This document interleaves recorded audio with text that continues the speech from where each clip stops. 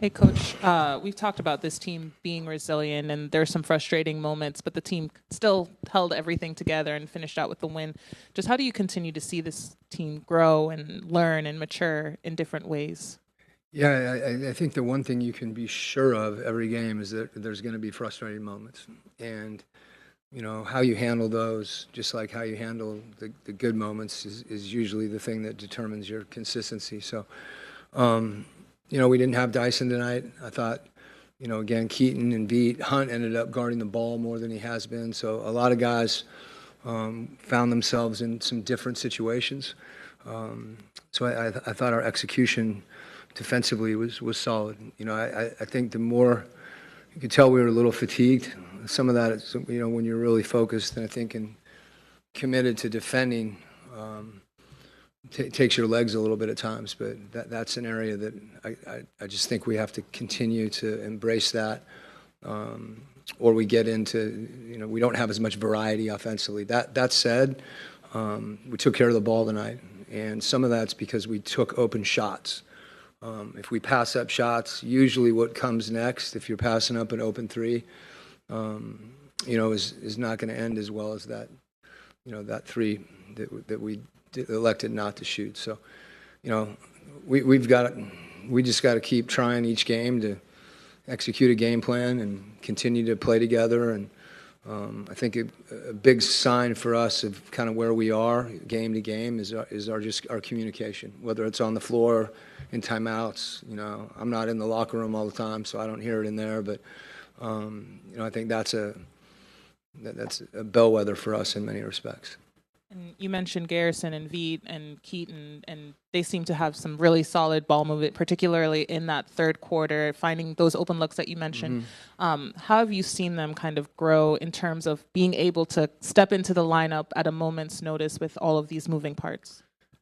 Yeah, I mean, I think that's a credit to Trey and JJ too.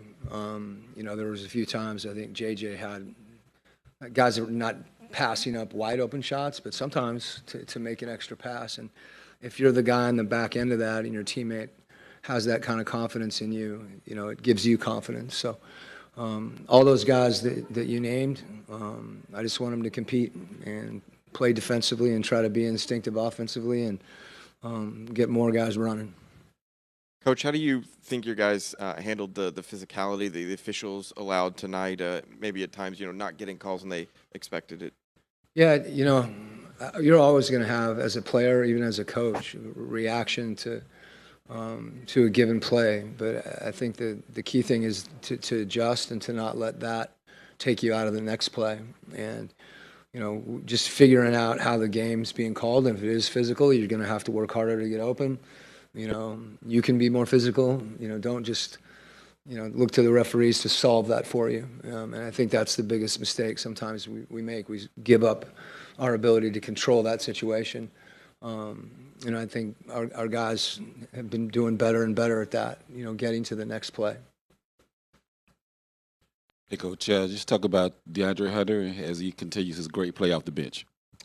Yeah, it's I never really get tired of talking about it, to be honest with you, because the things that he's done, as far as how he's playing, just his aggressiveness from three, and you saw it tonight.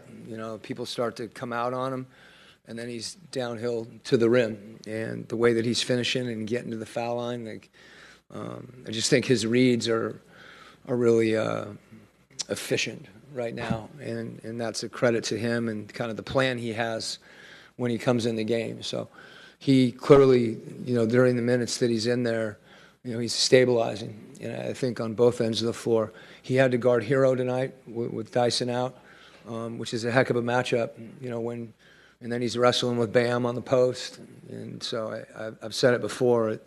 He's a guy that, as a coach, you love to have on your team because he's just a warrior. He's a soldier. Coach, it was a tight game with 3 minutes left. How do you pick which players you wanted to have? Because I know you're missing some people tonight. And how did they hold up offensively and defensively? Yeah, defensively, like I said, we had the matchup that made the most sense on Hero was DeAndre at that point.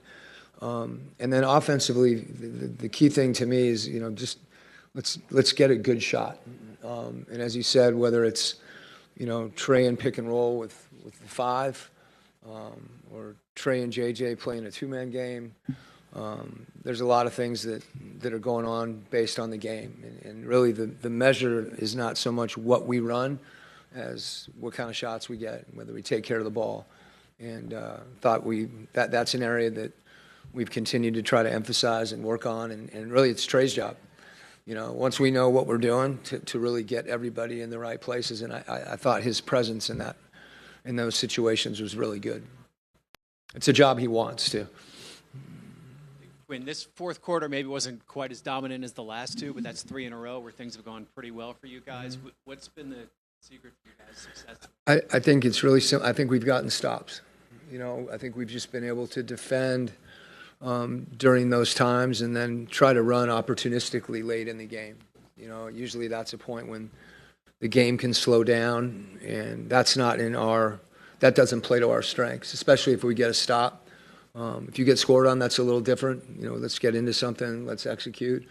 But, we want to try to reward ourselves, so to speak, if we can get stops in the defensive end. But it starts there.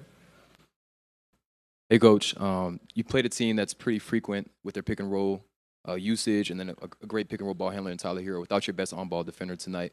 I was curious if you could speak to some comfortability you've seen from your guys and sort of oscillating through these different types of pick and roll coverages, whether it's blitzing, switching, hedging. You guys had a lot of versatility in the way you defended that tonight.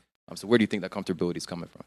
Well, I think it's a great point. And, when you have players like Tyler Hero or Robinson, too, that can shoot behind the screen, they put you in positions where, you have to give help on the ball in the initial pick and roll. You have to be more aggressive maybe than in some situations you want to be. And that invariably that puts you in some rotations. So our guys being able to connect in those situations, and even if that's, the spacing is going to change, they're going to cut, they're going to screen. So there's variety to what they're doing off the ball.